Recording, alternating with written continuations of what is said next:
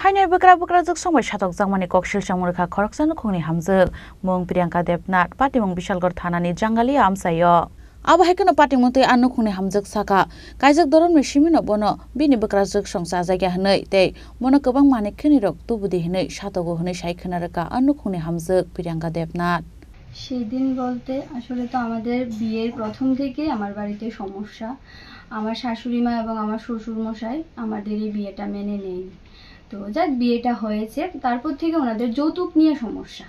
তো যৌতুক নিয়ে সমস্যা ওনাদের দাবি ছিল ওনাদের ছেলেকে আমরা বাইক বা 1 লাখ টাকার ক্যাশ একটা দাবি ছিল যেটা আমার বাবা দেয়নি তো ওটা থেকে আমাদের সম্পর্কটা আমার শাশুড়ি মার সঙ্গে প্রথমেই খারাপ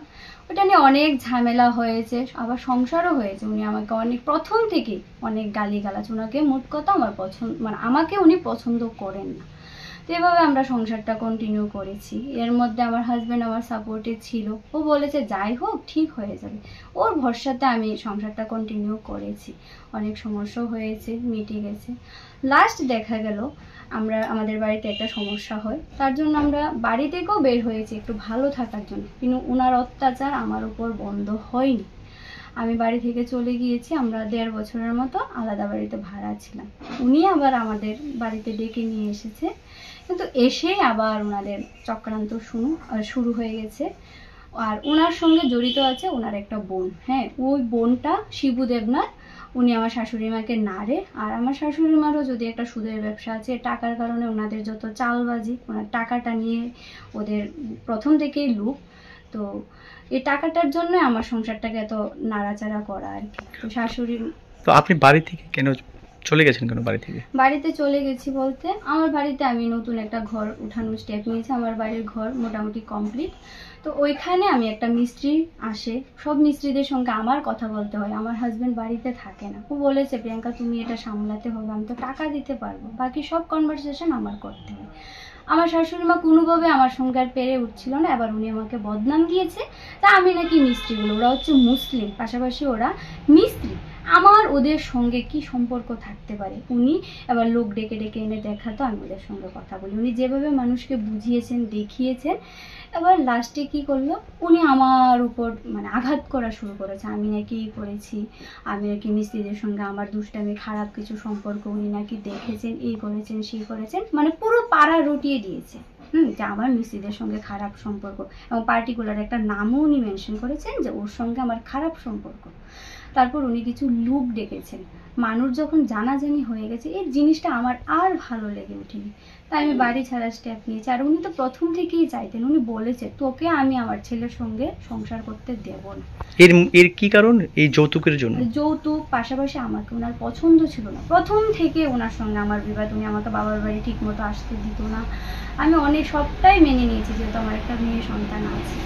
এখন সমস্যা আবার হয়েছে আমি কলেজে ভর্তি হব কলেজে স্টেপ নিয়েছি ওটাতেও ওনার সমস্যা আমরা আমাদের মতো করে থাকি ওনার খালি একটাই সমস্যা মানে আমি গৃহবধূ হয়ে ওনাকে সেবা করব ওনার আত্মীয় স্বজন আসবে আমি কোনো পড়াশোনা কিছু করার দরকার নেই আমি ওই কলেজ টলেজ বন্ধ করে ওনাকে শুধু সেবা করব ওনার আত্মীয় স্বজন আসলে শুধু দেখাশোনা করবো আমার কলেজে যাওয়াটা নিয়ে সমস্যা সেখানে নাকি আমি খারাপ কাজ করতে যাবো আমি একটা গভর্নমেন্ট আর্ট কলেজে ভর্তি হয়েছি সেখানে ওনার বাধা তো ওটা নিয়ে আবার সমস্যা তৈরি হয় তারপর উনি আমার সঙ্গে কোনোভাবে পেরে উঠছিল না তা আমাকে এই বদনামটা করেছে আমি জানি এই বদনামটা আমি বলে বলে কারোর মুখ বন্ধ করতে পারবো না তাই আমি বাধ্য হয়েছি যে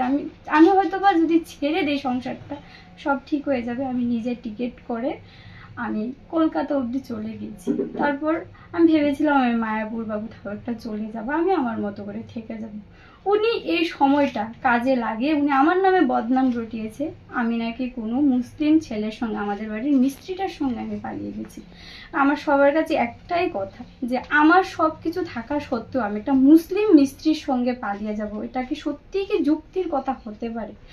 এখন আমি তো এই সোসাইটিতে যে আমার বদনামটা রটেছে আমি সেটা কোনো দিনও মুছতে পারবো না কারণ আমি সবার কাছে একটাই দাবি সবার কাছে আমি রিকোয়েস্ট করে বলছি যে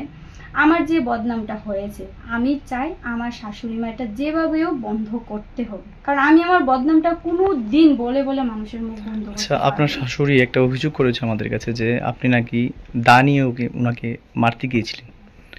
বিষয়টা কতটুকু সত্যি? বিষয়টা কতটুক বলতে আমার হাজব্যান্ড কিছুদিন আগে উনি আমার হাজব্যান্ডকে গালিগালাজ করেছে। আমার হাজব্যান্ড বাড়ি থেকে রাগ করে বের হয়ে গেছে, পাড়া প্রতিবেশী সবাই দেখেছে, মানে ওনার মার সঙ্গে ওনার বিবাদটা হয়েছিল। তারপর আমাকে মানে ওনার বোনকে উনি ফোন করেছে যে আমাকে এসে মারার জন্য, ওনার পুরো যত মানে শক্তি লাগে ওনার ভাই বা বোন টোন সবাইকে। তখন আমি কি করেছি, আমাকে যখন মারতে আসবে বলেছে, আমি বলেছি যে এবার যদি দাও নেই, আরে ওরা যদি আমাকে মারতে আসে আমি সত্যি এবার দাও নিয়ে এবার মারামারি হবে, কারণ আমার হাজব্যান্ডকে তো আমি খুঁজে পাচ্ছি না, পাক্কা 3 ঘন্টা হয়ে গেছে। আমারও তখন মাথা গরম ছিল। আবার উনি এটাকে কাজে লাগিয়ে, ভাড়াটিয়া ছিল কিছু বাড়িতে, আমার হাতে দা দেখেছে, এবার উনি সেইভাবে এটাকে কাজে লাগিয়েছে যে আমি দা নিয়ে ওনাকে বাড়ি থেকে দৌড়িয়েছি, মানে যাচ্ছা তাই বকাবাধ্য। আচ্ছা, আমরা এলাকা থেকেই খবর পেয়েছি যে আপনি এবং আপনার স্বামীর মধ্যে আপনাদের খুব সুসম্পর্ক রয়েছে, আপনাদের মধ্যে কোনো ঝামেলা হয়নি। তো আপনি স্বামী বা বিভিন্ন ক্ষেত্রে আপনার স্বামী আপনাকে খুব সাপোর্ট করছে, তো আপনার স্বামী যেহেতু আপনার পাশে আছে, তখন আপনি কেন বাড়ি থেকে চলে গেছিলেন? ওই যে শাশুড়ির অত্যাচারটা, আর এই যে আমার নামের বদনামটা। আমি হয়তোবা স্বল্প কিছু স্টুডেন্ট নিয়ে বসি, কিন্তু আমাকে তো ওরা আমার দিকে তাকায়, আমার প্রতিনিয়ত মনে হয় ওরা হয়তোবা বলছে আমি মুসলিম ছেলের সঙ্গে এই করি সেই করি। এই বদনামটা নিয়ে এখানে থাকাটা আমার জন্য আর ভালো লেগে উঠছিল না, তাই আমি এখন কি চাইছেন আপনি? আমি চাই এই যে সোশ্যাল মিডিয়াতে যে আমার বদনামটা রটেছে, যে আমি মুসলিম ছেলের সঙ্গে পালিয়ে গেছি, আমার শাশুড়ি মা এটা রটিয়েছে, কারণ রমজান নামটা কোনোভাবে কারোর জানা সম্ভব না, কারণ আমার বাড়ির মিস্ত্রিতে ওটা শাশুড়ি মারই জানা সম্ভব। উনি যেহেতু যেভাবে রটিয়েছে, উনি যেন সেইভাবে এটা বন্ধ করতে হবে, না হলে আমি সবাইকে জানি আমি সুইসাইড অ্যাটেম্প করবো, কারণ আমি সমাজে যেহেতু বের হতে পারছি না, আমার তো বের হওয়ার আর কোনো রাস্তা রইলো না। শাশুড়ি মা তো একটা জিনিস কাজে লাগিয়ে আমাকে শেষ করে ঘটনাটায় আপনার স্বামী কি বলছে? আমার স্বামী তো বলছে আমি ফোন করেছি, ও আমাকে ফোন করে এনেছে, 6 বার 7 বার ফোন করেছে তুমি চলে আসো। আমি বলেছি চলে এসে আমি কি করব, আমি সমাজটায় কি করে থাকবো, তোমার মা তো আমার বদনাম রটিয়ে দিয়েছে। ব্যুরো রিপোর্ট, চিনি খরাং।